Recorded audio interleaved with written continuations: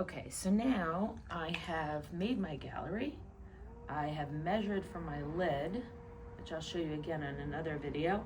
I'm gonna get the water out of the inside. I'm gonna get an idea of what my shape looks like. I'm gonna get my head all the way to the side. I'm not gonna lie, I kind of like it. Do I like it as a teapot? I'm not sure yet.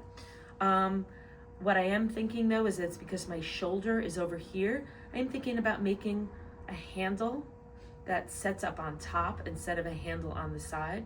I think a handle on the side would interfere with this shape and the handle may stick out a lot. So these are all things you really want to kind of think about. When we make our lid though, if we are doing a handle that goes on top, we want to make sure that our lid can come out without hitting that. Where's my spout gonna go? I feel like I might make it come out of here somewhere.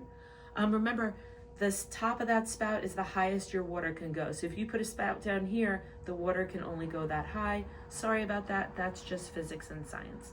So hopefully you got something from this, and hang out and I'll make the spout and the lid.